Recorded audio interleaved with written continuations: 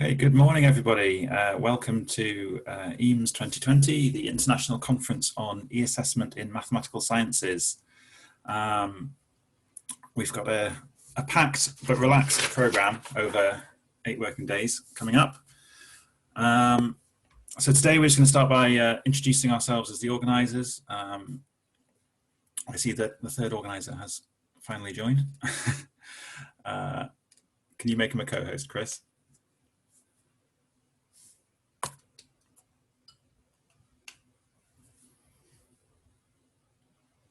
Done. Okay. Yeah, so we'll introduce ourselves and then I'll talk about how the conference is going to run, all the different things you can do during the course of the conference. And then let's have a look at my program. Here we go. So I welcome you. And then we've got a talk by Matthew Hillier of Macquarie University in Australia about using a pen in STEM electronic exams. Okay, to begin with, I'm Christian Lawson-Perfect. I'm part of the e-learning unit at Newcastle University's School of Maths, Stats and Physics, where mainly my job is developing the e-assessment system Numbers, which is used very heavily throughout Newcastle and around the world.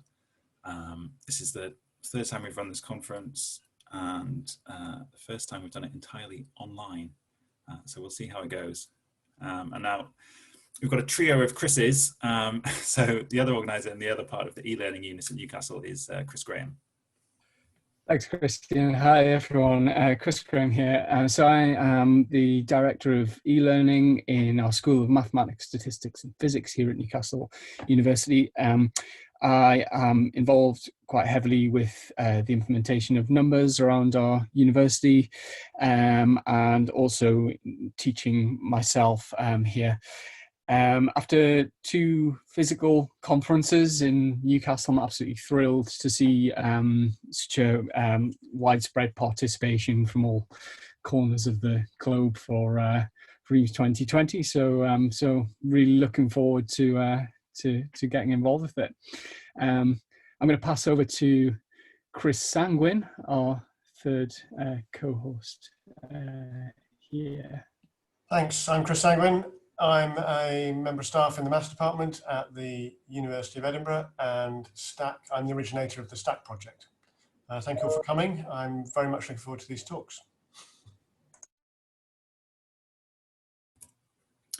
Okay, great. So that's us. I might give you some stats about who's attending the conference. It's majority people from the UK, which I guess given people that we know is fine. Around about 2/3, I think, people from the UK, but also we've had people signing up from America, throughout Europe, and a fair few from Australia and New Zealand, and then a smattering of people from around the world. So welcome everybody. The way time zones are going to work, I think we're only going to have a split between the morning sessions and the afternoon sessions in who can attend these things. So if you are in the Americas and currently watching, well, well done to you. I'm sure we'll meet some more American friends this afternoon. Okay, so the way this conference is going to work, we have 2 live sessions every day. We have one at 9 o'clock British time and one 4 in the afternoon British time. They'll each be 60 minutes long. We don't think any longer than that is good for anybody's health. So there'll be a mix of pre-recorded talks and live talks delivered through Zoom. We'll be recording those and those will be available to rewatch on the Moodle site afterwards. Hopefully you've all had a look at, in fact, if you're watching this, you've gone through the Moodle site to get to this Zoom. This is where I think that most of the activity of the conference should be taking place. And I will show you now the layout. So this is the conference environment. We've got a selection of courses, which is the way Moodle talks about things, for different purposes. So in the main area, Got a link to the code of conduct, which you should read and have a look at if you haven't already. And areas to, first of all, introduce yourself. Here you can just write a bit about yourself to get, so everybody gets an idea of who's attending. And then we have some areas you can ask a question. This is, if you've ever used Stack Overflow, is a very similar interface to that. You can create a discussion topic. Somebody's already done that. Ask a question, and then anybody else can answer it, and you can mark a particular answer as correct or add comments to it.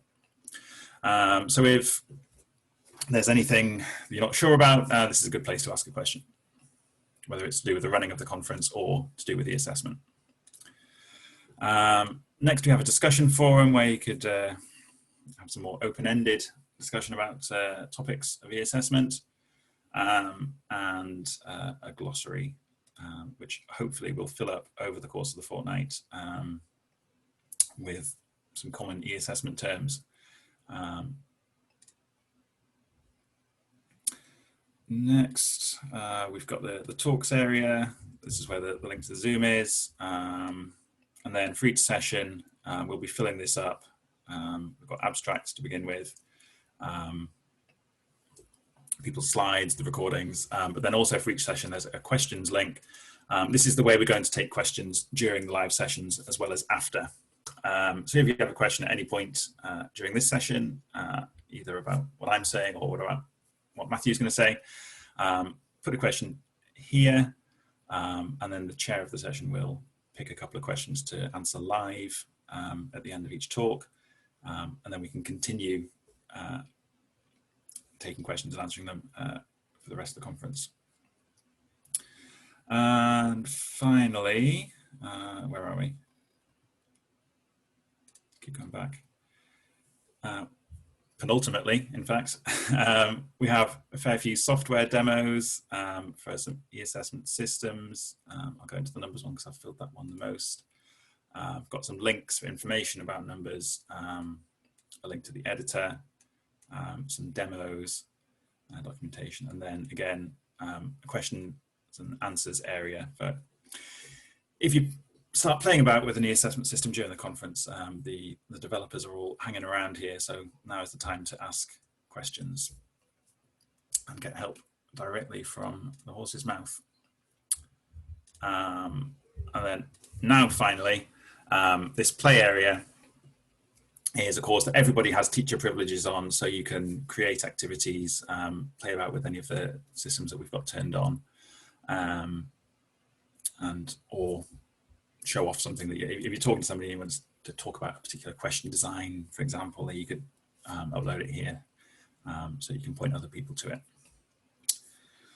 Right, so hopefully that's enough to get on with engaging with the conference. Oh, I didn't mention the show off area.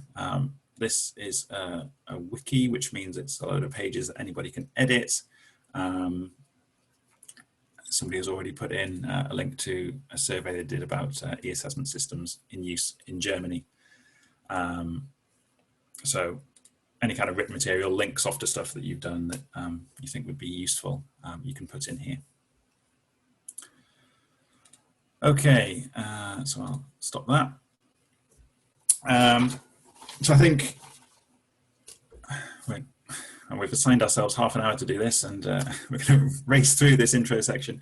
I think now I'll just want to reflect a bit on where we are, why we're running an e-assessment conference, and what's going on at the moment, because obviously this year is very different to previous years. So the first EAMS ran in 2016. I felt that it would be good to get together people that make a lot of different e-assessment systems, because there are quite a few in use around the world, and not a huge amount of communication between people using different systems. So the idea was to bring people together to share their expertise, both in the design of e-assessment and in the design of the systems themselves. So that the EAMS conference ran quite successfully twice in Newcastle. But getting to the UK isn't always easy. For a lot of people, it's either difficult or impossible.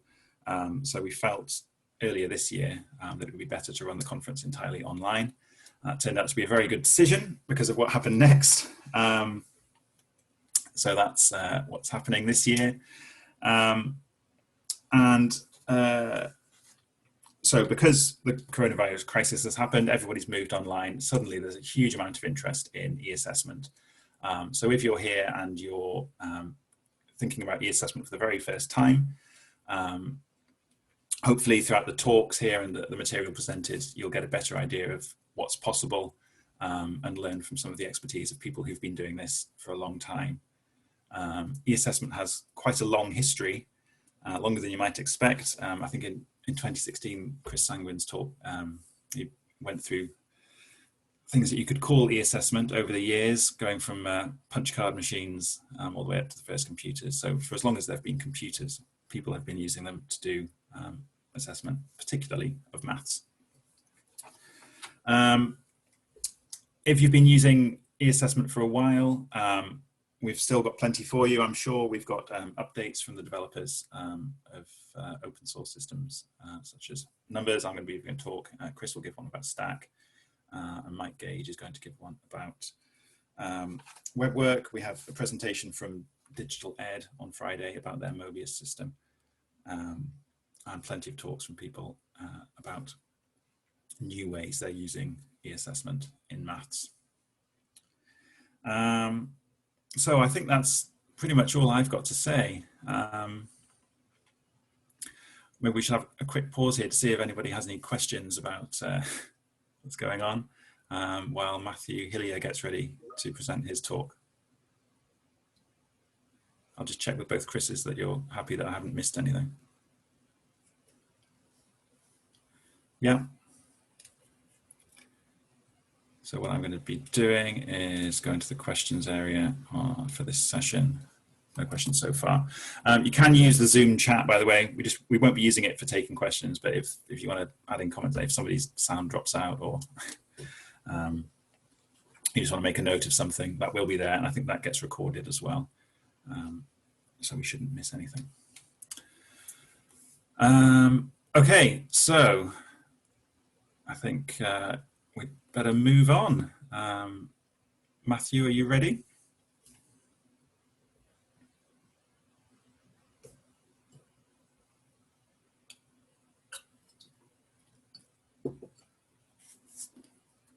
Oh, I need to unmute, man.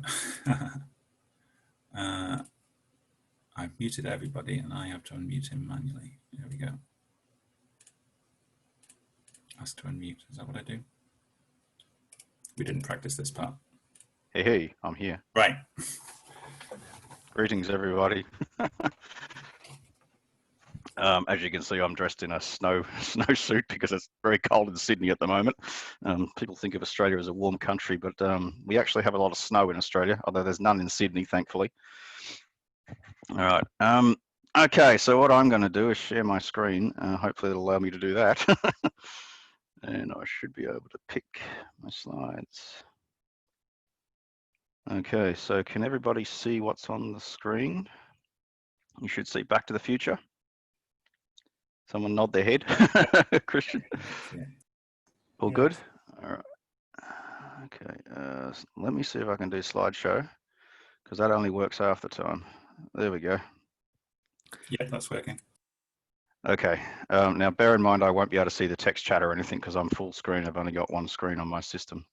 But nevertheless, here we go. So this is, I suppose, what I call Back to the Future, in the sense that, you know, the traditional way of doing mathematics exams with a pen or a pencil and a piece of paper. Now we move into the era of e-assessment and fantastic things like Stack and Numbers and Maple TA and all these systems that are floating around there. Introduce, obviously, a keyboard input or mouse input into the picture. And it requires, I suppose, different skills, and it appears to have a sort of a different sort of thought pattern. You know, scribbling, drawing, sketching is certainly part of things like engineering. A lot of the academics in engineering. So I'm not a mathematics academic, and I'm not a STEM academic. But when I talk to other people, I work in a lot of central units in universities over the last 10 years, and I talk to academics, I talk to students, And what they sort of say, so when I did research at University of Queensland a couple of years ago, I asked students off the cuff in a large survey. We had about 1,000 responses from across the university, and there was differences about what students thought about the potential for e-assessment according to the discipline areas that they were in. So we had people from law and social science saying, yes, please give us an e-exam so we can type our responses. Whereas the students from the STEM disciplines, particularly maths and engineering, said, no, no, no, please don't make it compulsory. I hate typing formulas in a computer. So there was this sort of impact, if you will, according to, I guess, the knowledge production, knowledge representation modalities that we have in different disciplines. And now I've been thinking about this over a number of years, and this survey was back in 2015, so it's been sort of munching in my head for a while. And I've come across things like STACK, which has been fantastic. When I was working at UNSW last year, they have STACK, and their STEM disciplines use it quite extensively. Now, for those of you who don't know, STACK is a Moodle plugin, and it's got a computer algebra system behind it, and allows you to more or less program code up questions that can be automatically assessed by the computer. So from that point of view, it's quite flexible and quite powerful, but often requires the students to input via the keyboard their responses or click things on their mouse. Whereas in thinking and working things out, but say in engineering, you might draw forces diagrams and you have a whole bunch of sort of formulas and you might do a proof or something. Traditionally, that's been done with a pen. Now, I acknowledge you can use things like LaTeX. So if you're an expert mathematician, you're an expert technologist, you can type in LaTeX and be quite efficient. But for many students, particularly in large first-year classes where many of the students may not be STEM majors, they might be just general majors that could be taken as an elective. Teaching students LaTeX is an uphill battle for many people. So anyway, this trial I'm going to talk about here was about how do we bridge this gap. So this trial was at University of New South Wales, which is a large research intensive university. I should get you back to the next slide. So UNSW, even though I'm now at Macquarie, this is a trial from last year. It's a top 100 research intensive. There's about 59,000 students in the institution. I mean, the engineering department alone has something like 18,000 students. So, the large first year classes can be quite huge. We're talking 2,000 students in a first year class. And obviously the opportunities to use the assessment to help with efficiency, but also authenticity, modern tools of the trade is certainly attractive. So this particular trial was actually done in a new online program, a Masters of Data Science. And this particular unit that we did the pilot in had a mix of content from the maths department, from the business department, and from the people who teach statistics. So there was a bit of information systems, there was a bit of statistics, there was a bit of mathematics all mixed into this course. And what the academics wanted to do was essentially replicate a paper exam in the online environment. But they also wanted it to be highly secure, highly confidential. So we were in this position where we had to design an approach where we could allow students to do working out as much as possible in the traditional pen and paper sense. And by the way, they wouldn't allow the students to have a piece of paper to do rough working out, because the academics would not, what their opinion was that they didn't want the students to take away their questions after the end of the exam. So we had to try and force it as a fully online.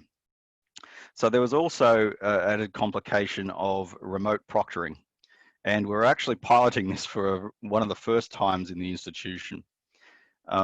So we had to replicate a paper exam in an online only environment. There couldn't be any pens at all.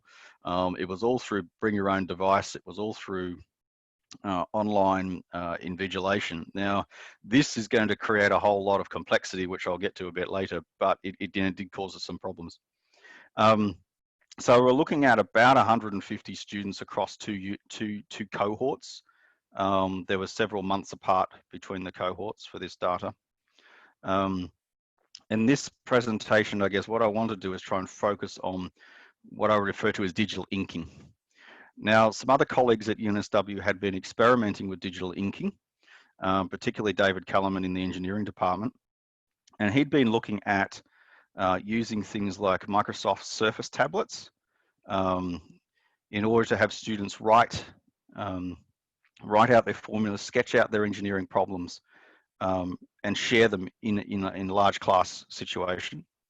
And I think those experiments were quite successful. But from the point of view of an examination, we were facing problems with adopting that idea directly, because the remote proctoring system insisted that the webcam is facing the student, whereas the typical orientation of a Surface tablet, when you want to write on it, is flat on the table. So the camera is pointing to the ceiling. So that was a problem. The other point of the problem was these were online only students. So the assumption is we couldn't bring them to the campus. I remember this is all pre-COVID days as well. We couldn't bring them to the campus because they were spread out all over the country, and some internationally. So, and we couldn't really insist they go and buy a Surface Pro device because they're quite expensive devices, particularly for low SES students. So we had to look for economical solutions as well. And as you saw on the first slide, I'll just go back to it. That device in the bottom right-hand corner costs less than 50 Australian dollars. So let's just say 40 something US dollars. And that's a reasonable size, what they call a graphics tablet. And these are commonly used in the arts and graphic design and architecture and people like that. In fact, people do fantastically, fine arts using these input devices. So from my perspective, I thought, well, if a fine artist can do really detailed art with this input device, then hopefully there's enough detail in there for somebody to write out a formula. Now, what I think I underestimated a little bit was the learning curve for this, but I'll get to that a little bit later. But as you can see on the picture there, that was about my third attempt to copy out a formula for one of the model answers. So I was trying to test out to see if this was going to work. And you can see that some of the characters are not quite readable, but it's probably no worse than what you'd get on a typical scribble that a student might do under stress using a pen and paper in the exam room. So from that point of view, I felt this was a viable option. Okay, let's go forward. Okay, here's some more examples. So what we also used was, we were going to use, we're thinking about what was the software environment as well to use in this situation. And we played with using OneNote because the university is a Microsoft shop from that point of view. They have an office online, they have Teams, and there's all sorts of functionality in Teams. So we were looking at using a combination of OneNote, Microsoft Forms, and the proctoring service. But what we found out after playing with many combinations and permutations wasn't going to allow us to have a sort of a secure release and take back mechanism. You couldn't sort of release things and take it back in the same ease that you can with a Moodle quiz. You can set it's available now, and you can give a timer, and you can make it unavailable. So from that point of view, the Moodle quiz environment, in my mind anyway, was an ideal mechanism to do it. But the Moodle system at our university didn't have any mechanism to have pen input into the quizzing tool. So we installed something called Podl, which is actually a whole tool set for language teachers, nothing to do with maths. But so they had a lot of video recording and audio recording and stop play and all sorts of fancy things. But they had this drawing tool in there as well. And fortunately, it was already in the code base for the service provider that hosted the Moodle system. So we were able to get this thing installed within about 4 weeks, because we also had really tight timelines to get this project done as well. If we'd gone for a different sort of product, we would have to go through probably a 6 to 12 months evaluation process to get a new plugin into the system. So that was out of the question. So a few lucky coincidences, or not, depending on what you see the results, So you can see we installed it on the 8th of August. We had enough time to play with it, I guess, and the first pilot exam went live on the 15th of October. So you can see in terms of getting a new system into a large university bureaucracy, this was, I think, done in record time, put it that way. But it also provided the ability to annotate images as well. So if the academics wanted to stick, say, a tree diagram and have students fill things in, annotate that, they could do that. Or you could have a blank canvas where students would be able to just write formulas or do diagrams and things like that. We tested several sorts of pen input device tablets, graphics tablets as they're known, and we gave students a recommendation of selection that they could choose. We recommended to buy the largest dimension tablet that you could, because the movement of the pen on the tablet is closer to one-to-one to what you see on a screen with a larger tablet. Whereas with a smaller one, you move like 1 inch on the tablet and it's 2 inches on the screen. And that makes writing a lot harder, particularly if you want to write, as you can see on the screen there, detailed formula or diagrams or things like that. So there's a sort of a tip to there. Now, the other reason I went down this path is this thing generates static images. And a colleague, David Kellerman, was working, or had another project working on, or working towards, using artificial intelligence to interpret graphical responses to questions in order to mark them. His initial work was around marking axes of a graph or a chart.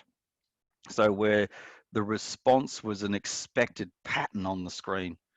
So I think there's probably some possibilities here in the future that the images generated by the text input tool here could be fed in due course through to an artificial intelligence marking system. And that might be several years in the future, but I think it's about thinking towards the future and where this might go in the future as well. Now, how it sort of worked, I'm not sure how many people are familiar with online proctoring systems, but that actually formed quite a big part of this pilot, even though it had anything to do with digital inking. So for those not familiar, here it goes. So the idea is that the academic prepares the exam that gets scheduled. So we're looking at the steps on the right-hand side of the slide at the moment. The student has to pre-register in the online exam system. The student also has to book a slot to confirm their time slot. Now, we tried to have all the students sit within a very limited window, but there was maybe a couple of start windows that were 30 minutes apart, even though it was a 3-hour exam. And that had to do with the back-end logistics of the proctoring provider.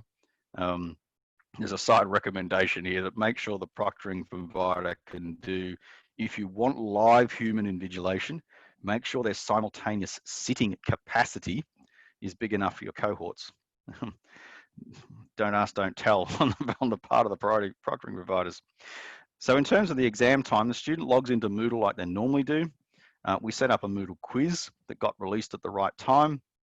They would have to log into the proctoring provider. So they go to the Moodle, they click on a link to the proctoring provider, which is an LTI link. They get logged in.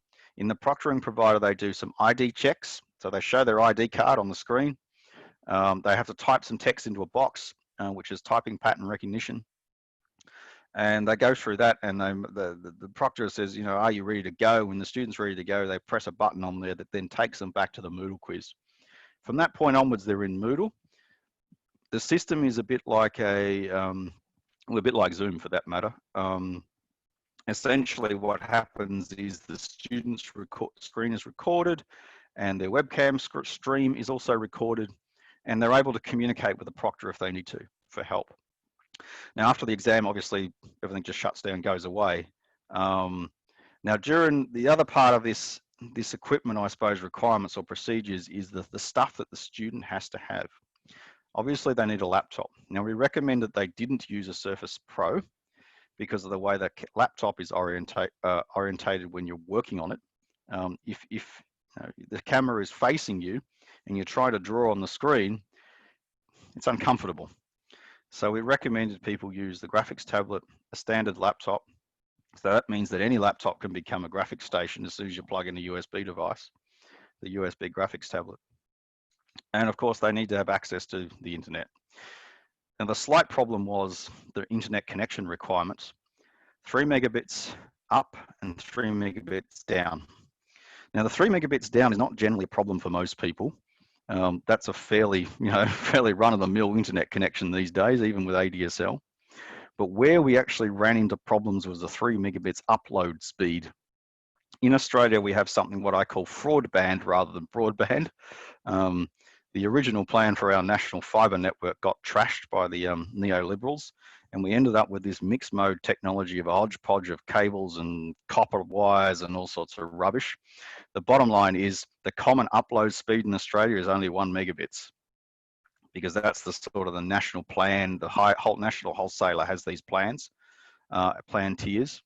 And of course, students being poor, which one do you think they choose, right? They choose the lowest plans commonly, which is 12 down, 1 up. And of course, the proctoring provider recommends 3 megabits up. So that caused some problems. All right, I'll move on. This is what it looks like. On the right-hand side, you can see a webcam stream of the student. It's live. It's also recorded. So you're able to essentially audit the whole session afterwards. On the right-hand side is essentially a screen capture of the student's screen. And you can see the environment that was used. On the right-hand side, we've got a Moodle quiz question. And then there's the Poddle response form where the student could draw. In this case, they drew a sort of a structural tree diagram. And you could watch them drawing that in the video if you wanted to sit there and watch the post-recorded video as well, which was useful from the point of view that if for some reason their laptop crashed or something went wrong with saving into Moodle, for example, that we had this idea of a backup. So the video was a backup to what happened, or at least up until that point. Fortunately, most of the stuff in Moodle was all right. Moodle quiz has got an autosave functionality. The drawing tool also had an autosave functionality. However, the drawing tool had a quirk, a usability quirk, where if you didn't press down on the screen after typing some text in, you could potentially lose that text. So there was a bit of a gotcha for the students. However, we did recommend that the students go off and do a practice run. We gave them a set of instructions and guidelines and watch out for this stuff. We gave them a list of all the caveats. But, students being students, do you think they did the practice? So anyway, here we go, remote exams. This is what the students thought. Now, unfortunately, the response rate, so out of the 150 odd people we had do this, only about 26 responded. So it was what I would call a not very reliable response, but nevertheless, we have what we have. Those people who did respond by and large, didn't like what they did, what the experience was. And there's quite a few warnings, I guess, out of this that point directly back to good practice. But there was a couple of main things. The drawing tool itself wasn't designed for this purpose specifically. So as I said, there was some usability gotchas in there, particularly around with the input of text. The vendor staff, the proctoring vendor staff, were not exactly up to the mark, you might say. And this goes to, I suppose, if you're going to work with an external service provider, you need to go above and beyond with the relationship to really reinforce with the groups of people who are going to be dealing with your students exactly the nature of the exams that you're going to be dealing with. Because these proctoring providers are essentially call center services, and there could be random groups of people coming in. So I think there's a lesson here that not to take anything for granted in this space, particularly if you're going to do something unusual like this pilot was. If we'd been running a multiple choice online Moodle quiz, I think it would have been a lot easier and there would have been less complications, but we had quite specific requirements in this case. Problem with the internet, again, remember, these are the people who responded. And I might be cynical, but I'm probably going to say here that the people who responded were the ones who were a little bit peeved off with the process, who ran into trouble. So they thought they'd tell us about it. Whereas all the people who thought, oh yeah, it was really good and whatever, yeah, didn't bother to reply. But anyway, that's speculation on my part. Problem with the internet was, almost a quarter of those issues. But to be honest, when I read all the comments, most of the comments were around the usability issues. That's why it's number A. Drawing tool was clunky. was sort of where more the comments came out. As I said, there were quite a few caveats around why this was so. Let's look at those. Well, okay, pilot overall responses, despite the 25% negative responses, feedback from the cohort, i.e. those people who responded tended to be negative.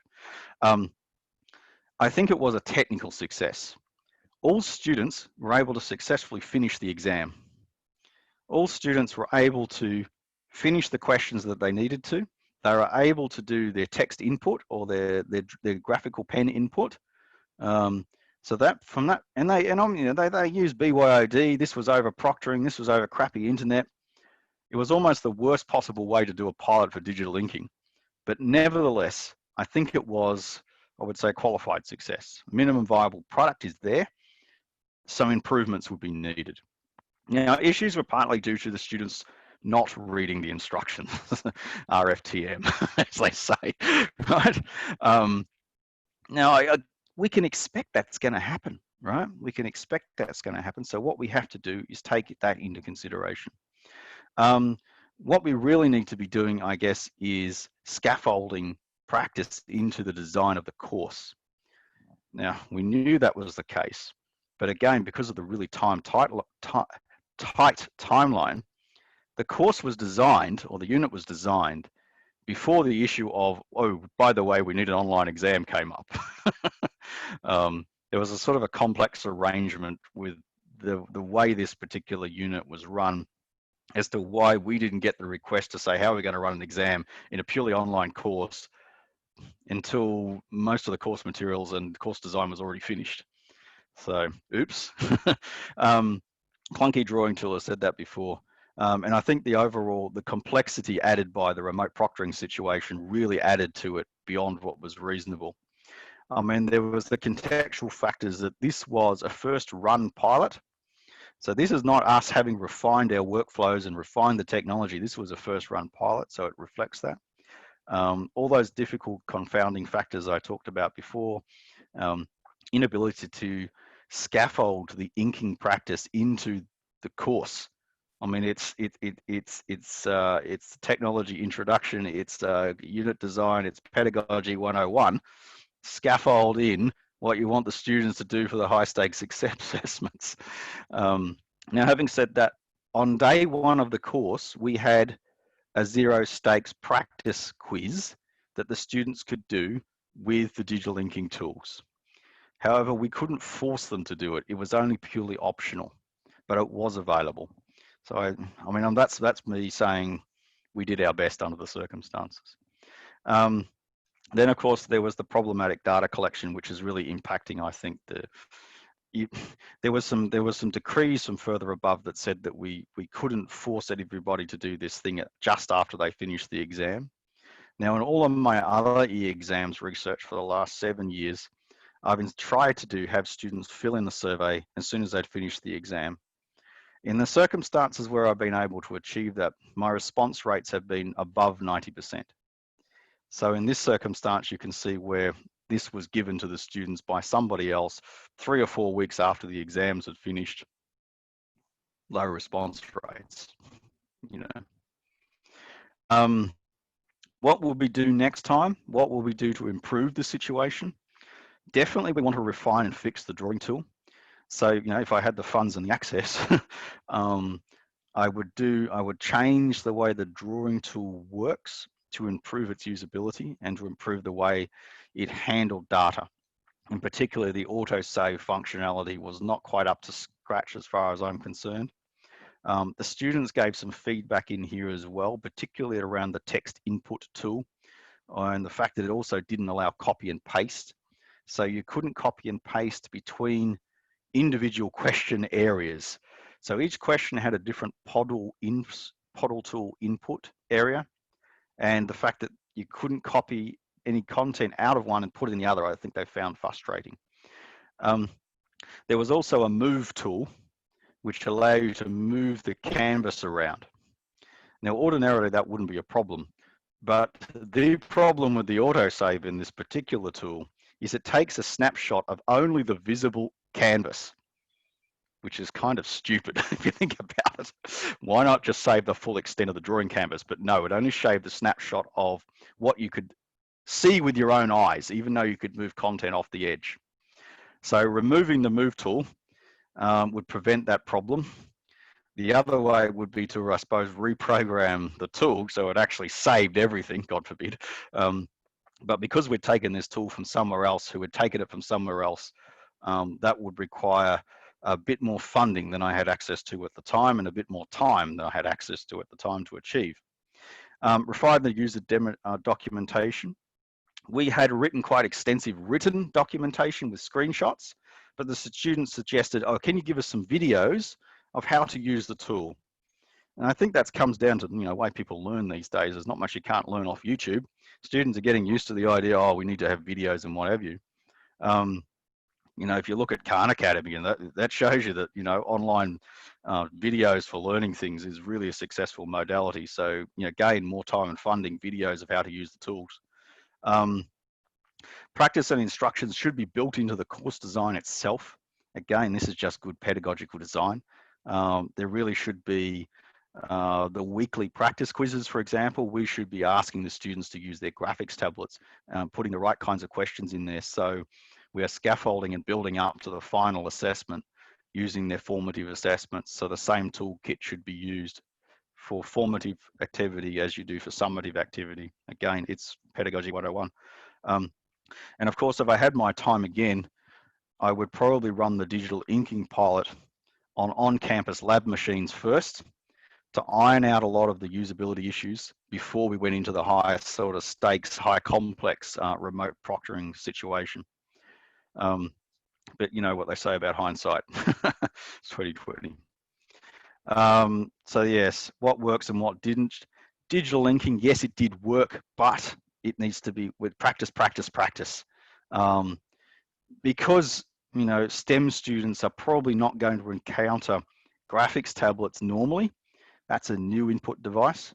Personally, it took me about 3 separate goes over 3 separate days, if you will, to be able to at least start to use that graphics tablet with some degree of proficiency that didn't look like chickens walking across the screen. So from that point of view, practice, practice, practice. Remote proctoring vendors, don't ask, don't tell is their philosophy. You know, if you don't know what you don't know, you can't ask the question. And this is why you need to do pilots. This is why you need to do, you know, practice runs yourself. Again, we're not telling you anything you don't already know, folks.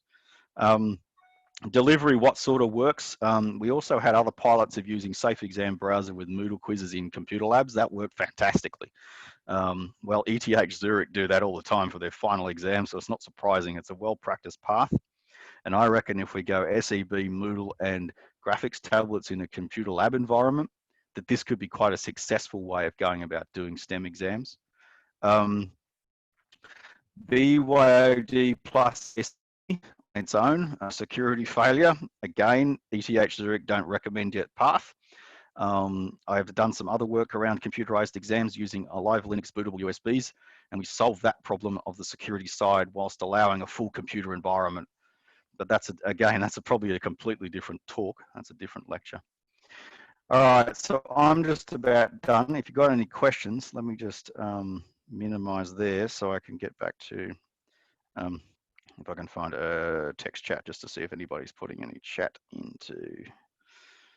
Right. Matthew, we've got some questions on the Moodle site. We've got a question. Okay. Yep. So thank you for that talk. That was really interesting. I think it was good to see a really novel, well, maybe not completely novel, but not widely used input method. All of the concerns you had to do with exactly how students input things. So we have one question from Paul Howes, who says, do you make the students buy their own laptops and tablets? Yes. So the assumption was that the students would come to the degree program with a BYOD, bring their own laptop. We did provide, so even before the students had confirmed their enrollment in the master's program, we did provide recommendations of the sort of equipment, particularly a sort of a laptop we would recommend to buy. Now, a lot of these students were already working, so I guess there was some advantage in that the minimum standard in terms of financial capability to get into the program is going to be a bit higher than your average undergraduate who is going to be perhaps using their uncle's computer or the one that their parents bought from high school. Hopefully most of the laptops were okay. Now, if the students was near the campus, we did offer the chance for them to borrow a laptop and a tablet. The purchase, so I guess really the odd part out was the graphics tablet purchase. And we did look at low cost alternatives, low cost options. So that's why we look for the $50 to $60 range tablets. We weren't going to ask students to spend hundreds of dollars. So we thought that, $50 or $60 might be within the realm of possibility.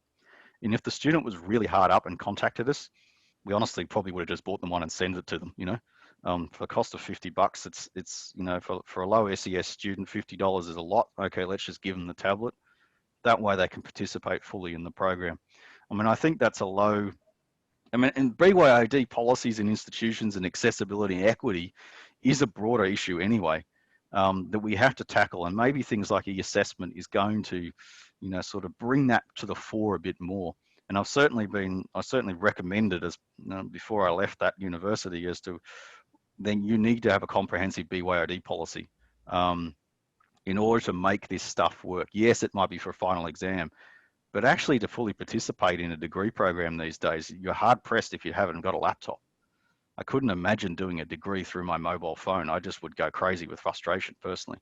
But students try it because they don't have the financial means. So I think universities need to sort of rethink what is the minimum set of kit and how we get that in the students' hands. Yeah. Yeah, I agree with all of that. And I think, in fact, at Newcastle, we have just made the decision, I think, can I say that, Chris? That we're going to give all of our undergraduates tablets when they start their degree, just so that everybody's got the kit that we need them to have. Yeah, thanks for that. So we have a question in the Zoom chat this time. Ian Tarrant.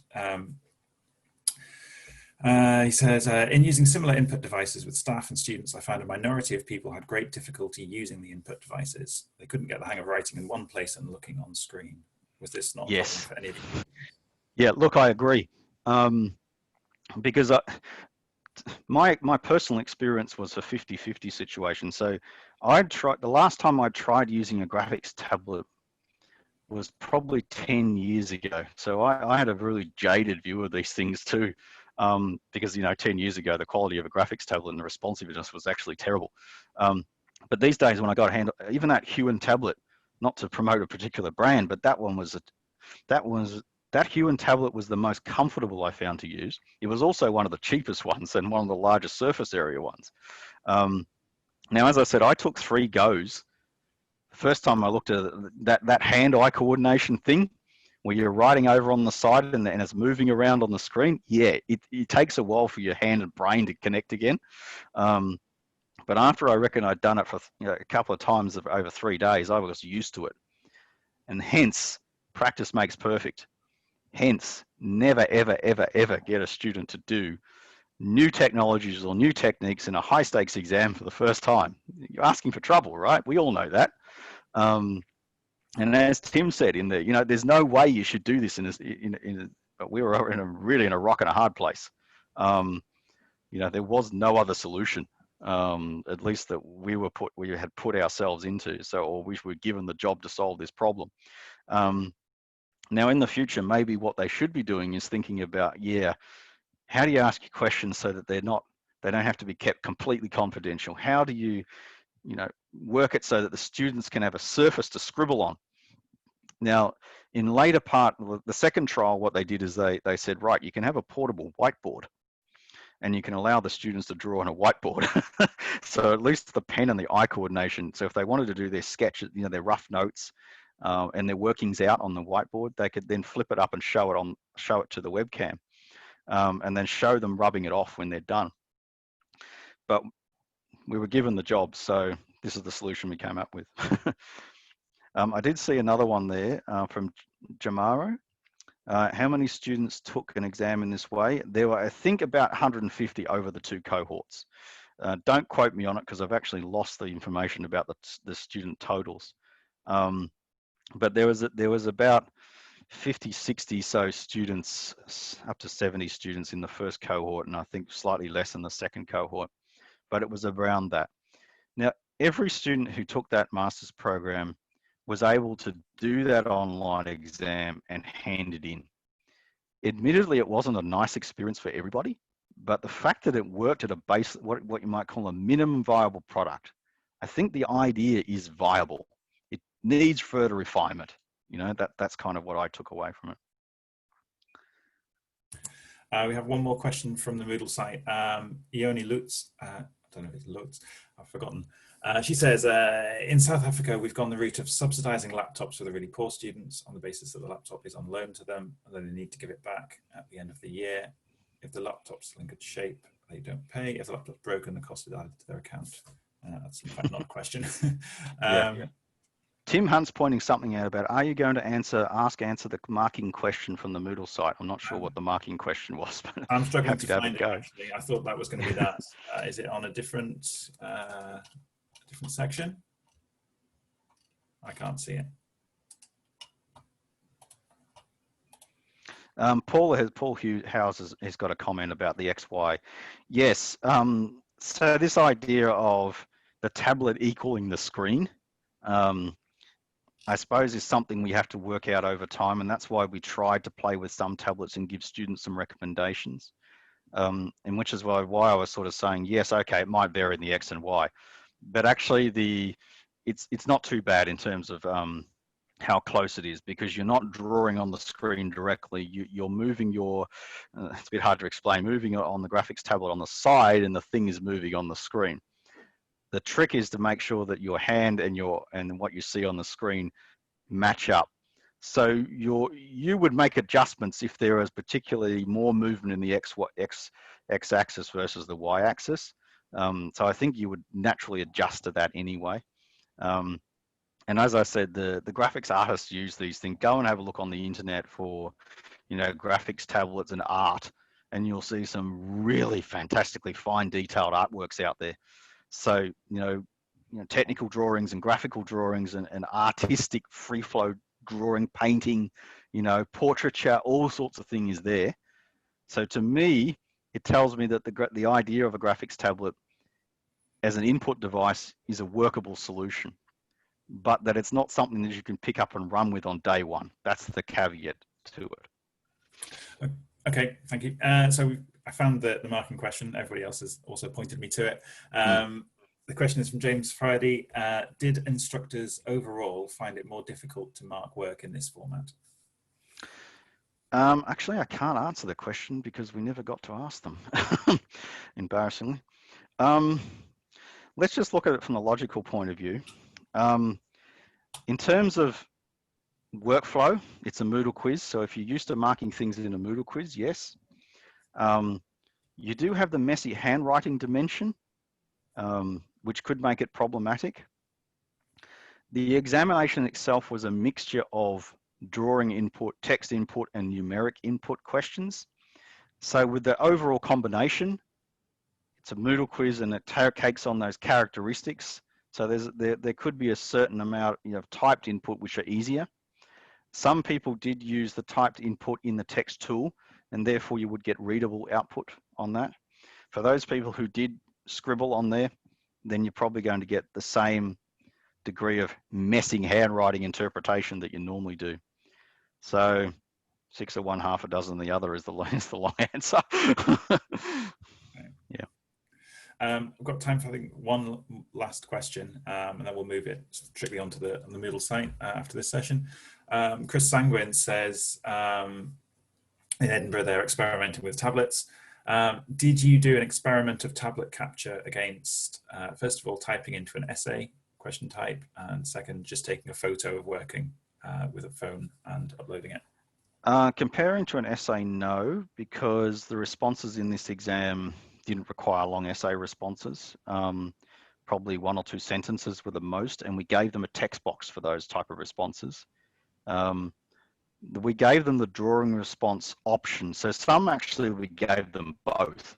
We gave them a text box, and underneath we gave them another, it's basically a blank question, if you like, with the pod input tool to say, hey, show your working out, do your drawings here if you want to. So students had a choice of which one they wanted to use. So I can imagine that if you're doing maths intensive, you could have, the question could still use stack or whatever mathematical input tool, and underneath you could use the Podl as an option for students to show their working out. The take a photograph of the paper thing, that was considered. The complication starts to arise when how you get to upload. And I noticed Andrew down there has made a comment around, getting the students to write it out on a piece of paper, photograph it, and then upload it. People have done that. So actually where I'm working now at Macquarie, I believe some of the academics in our exam period, which is just finishing at the end of this week, did use that technique for their online exams. They just got the students to write it, photograph it, upload it. And you can get mobile phone apps now that turn your little photographs into PDFs that you can email up and things. So I think that's a viable option in some circumstances. In this exam, the academics didn't want it to happen because it means that the questions could escape. So part of the assessment integrity framework around this particular exam is we didn't want the students to write on paper because that paper would go with them. How do you then stop them taking the paper with them? We can't have a metal trash bin and then burning the paper in front of the camera. But the idea of using a whiteboard, I think, might be a reasonable, a small portable whiteboard. You can buy them in, most office supply stores, and a few dollars each. Then the problem becomes okay, how do you photograph it to make sure that the thing is in focus? If you're showing it to a webcam or you're using a phone, it's got to be in focus. And so there's quite a few steps in that process as well that could potentially go wrong. But I did notice that the comment in I think it was somebody mentioned there that they did try it and was reasonably successful. So I think that is also an option, provided you don't mind your questions can escape after the exam, But bear in mind, students have brains and memories. So for students to be able to crowdsource all the questions in your exam is not particularly difficult anyway. In my mind, as soon as a group of students have laid eyes on your questions, consider them public knowledge. We know that students that live in residential colleges, for example, right? That's the American sororities or, problem.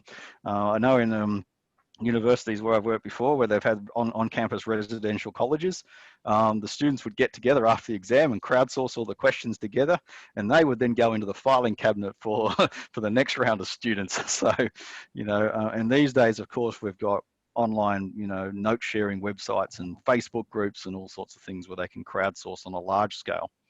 So, anybody who thinks they can keep their question database safe is, I think, sadly mistaken. Which is why I think things like Stack, when you can have almost infinitesimal numbers of variables and formats for questions, are going to help us in that regard as well. But at the same time, if you can Google the answer to a question, or you can, if you're making formulaic questions, then students will learn strategically the questions. So it's part of the game. Yeah. Well, thank you for that, Matthew. You're welcome. Your talk and the questions have raised a few questions about the integrity of online exams. We've got a few talks later in the week about that. I think there's still a couple more questions on the Moodle site, which we don't have time to take right now. So if you can have a go at answering those later on. Please, I'll jump on afterwards and see if I can answer the questions. Yeah. Okay. So that is the end of our first session, I think. Let me just... Tim, I agree. Yes, our job is to get it into the students' brains. Yeah. We can't assume that they won't remember the exam questions. The whole idea of education is to educate people and for them to remember things and be able to apply them. So yes, you're right, Tim. Yeah, so that comment was about a good note to end on. Assuming that the questions. Yeah. So I'll just have a look at the program. Okay, so this afternoon we have two talks. Another one again about the move from pen and paper onto computer-aided assessment by Andre Heck and Natasha Vrower, and then a talk by Richard Gratwick about his fully online course that was marked using specifications grading. So that's at 4 p.m. UK time today. Okay. So thank you, Matthew. Thank you, everybody, for joining in. Hopefully the rest of the conference will go this smoothly. So see you all this afternoon.